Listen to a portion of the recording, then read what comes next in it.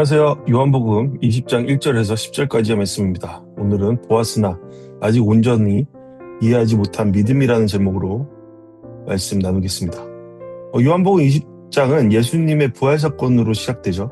그러나 요한은 이것을 단순히 사흘째라는 시간으로 표현하고 설명하지 않습니다.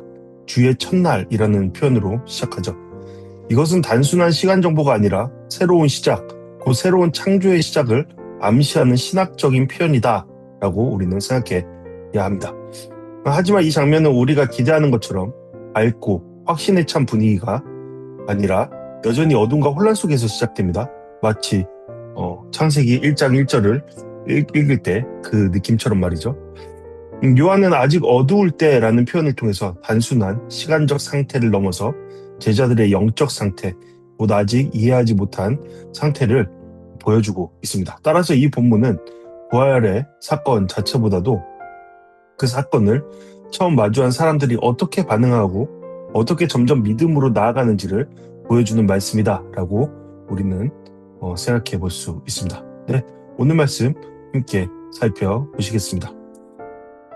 막달라 마리아는 아직 어두울 때 무덤을 향합니다. 이 장면은 마리아의 깊은 헌신을 보여주는 것이죠. 마리아는 안식일이 끝나자마자 가장 먼저 예수님을 찾습니다. 그러나 이 헌신 속에는 믿음의 확신이 아니라 여전한 슬픔과 상실이 담겨 있다는 것을 보게 되죠. 마리아는 부활을 기대하고 무덤을 찾은 것이 아닙니다. 아직 마치지 못한 장래의 일을 마무리하기 위해서 온 것이죠. 다시 말해서 마리아의 시선은 여전히 죽은 예수님, 그 예수님을 깊이 그리워하는 그 상실감에 슬퍼하는 그 자리에 머물러 있다라는 것을 보게 됩니다. 그런데 무덤에 도착했을 때 돌이 이미 옮겨져 있었죠. 그것을 발견한 마리아는 굉장히 큰 충격에 빠집니다. 그러나 마리아는 이 상황을 부활로 해석하진 않죠. 마리아의 즉각적인 반응이 보여지는데 누군가 시신을 훔쳐갔다라는 생각이었습니다. 이 부분 매우 중요하죠. 부활의 사건은 이미 일어났습니다. 하지만 그것을 보는 사람은 여전히 그것을 잘 이해하지 못하고 있습니다. 그것이 우리의 인간의 한계이죠. 하지만 사실은 우리의 시선에 따라서 움직이는 것이 아닙니다. 사실은 항상 그 자리에 있는 것이죠. 마리아는 즉시 베드로와 예수께서 사랑하시는 그 제자에게 달려가 이 사실을 알립니다. 그녀의 말 속에서 중요한 표현은 우리가 알지 못하겠다입니다. 이 표현은 마리아가 혼자가 아니라 다른 여인들과 함께 그 자리에 있었을 가능성을 보여주는 것이면서 동시에 마리아가 지금 이 사건을 전혀 이해하지 못하는 자리에 있다라는 것을 드러내는 장면이죠. 마리아의 해석은 여전히 철저히 그의 눈, 그의 한계 가운데 묶여 있습니다. 현실적이고 물리적인 차원에 머물러 있는 것이죠. 부활은 마리아의 사고 범위 안에 존재하고 있지 않은 겁니다. 이 장면 우리에게 다시금 중요한 사실을 보여주고 있죠. 사람은 눈앞에 있는 사실을 그대로 보지 않고 자신이 이해할 수 있는 틀 안에서 해석한다라는 겁니다. 우리도 마찬가지 아닙니까?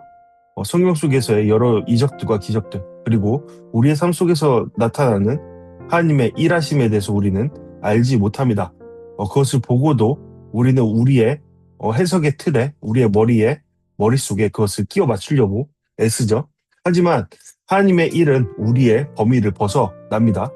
그러므로 우리는 이성 이상의 것을 바라볼 수 있는 믿음을 소유해야 합니다. 네, 물론 이성도 중요하죠. 우리의 지식도 중요합니다. 매우 중요합니다.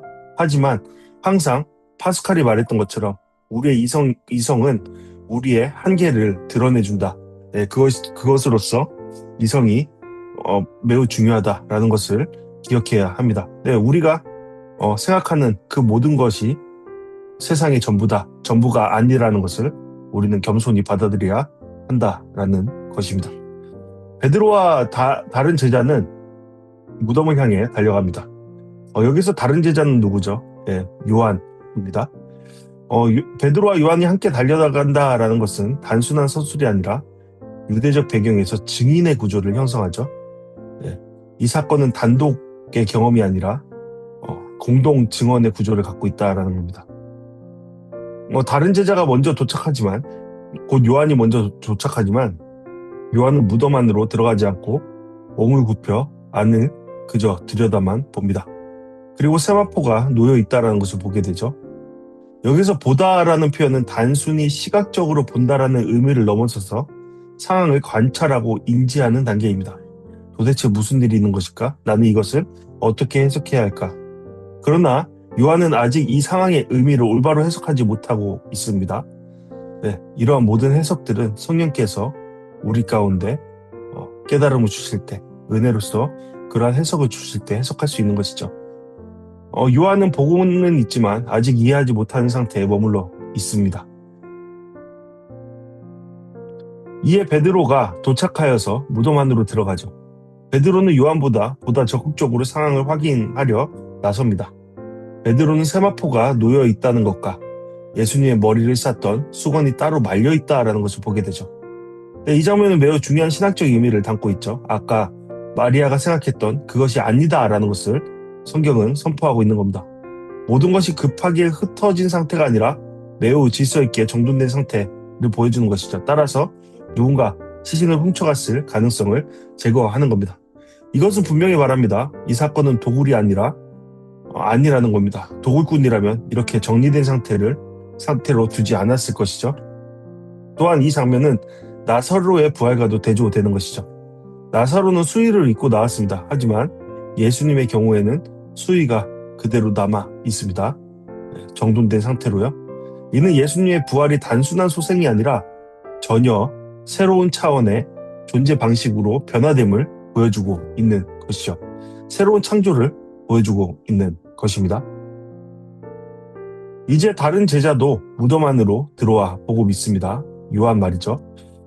그러나 여기서 믿었다라는 표현은 완전한 이해에 도달한 믿음을 의미하지는 않죠. 요한은 예수님의 부활을 완전히 이해한 것이 아니라 단지 눈앞의 상황을 통해 어떤 결론에 도달한 상태입니다.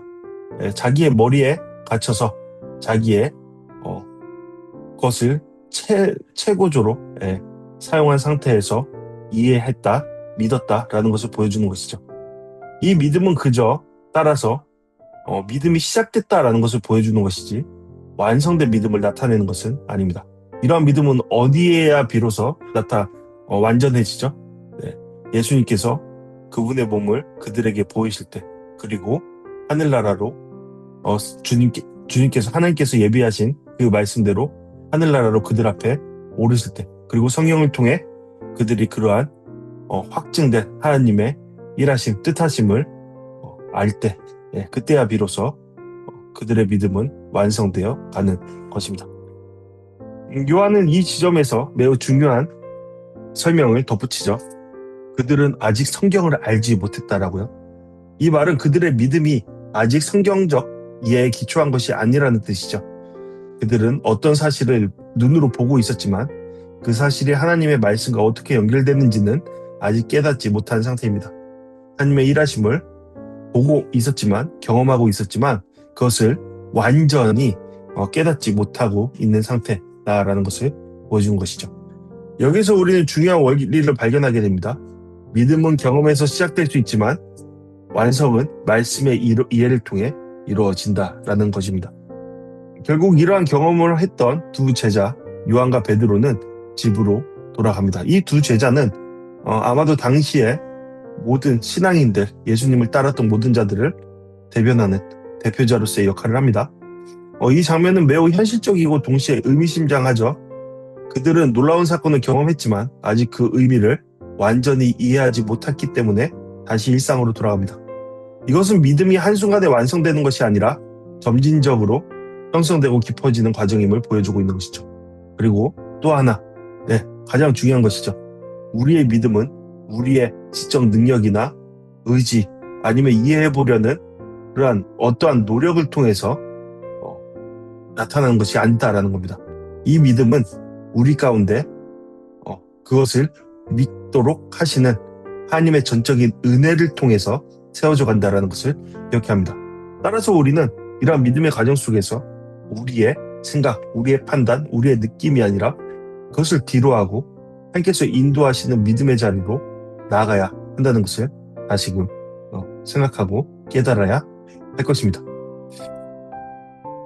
이 말씀은 우리의 실제 모습을 매우 정직하게 보여주고 있죠.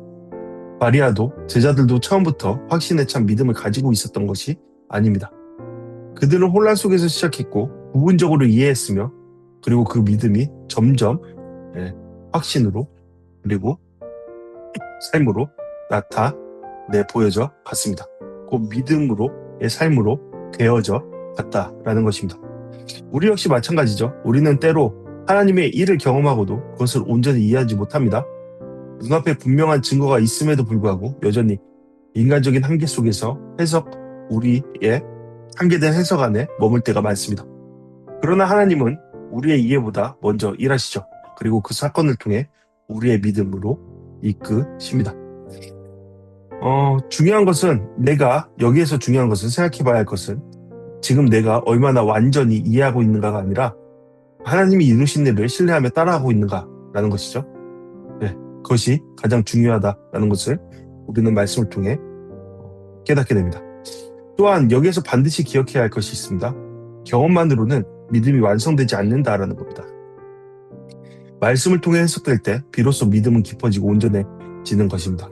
그리고 이러한 깊어짐은 오직 주님의 주권 아래, 주님의 인도하심 아래, 믿음을 선물로 주시는 주님의 은혜 아래 이루어진다는 것을 기억해야 합니다. 따라서 우리는 다시 이러한 결론에 이르게 되죠. 곧 하나님의 은혜에 의존하는 삶을 살아내야 된다. 그러한 은혜의 이끌림을 받는 그러한 믿음의 과정들이 우리에게 요구된다라는 겁니다. 믿음이 우리의 삶에서 찾아오셨습니다. 그 믿음을 따라 나아가는 우리의 삶이 되기를 소망합니다. 오늘 말씀을 통해 함께 기도하길 바랍니다. 기도 제목, 눈에 보이는 상황이 아니라 말씀으로 이해하는 믿음을 주옵소서. 아직 알지 못하고 이해되지 않는 순간에도 하나님을 신뢰하게 하옵소서. 나 자신의 경험에 머무르지 않고 말씀 안에서 믿음이 자라나게 하옵소서. 이러한 기도 제목으로 함께 기도하시겠습니다.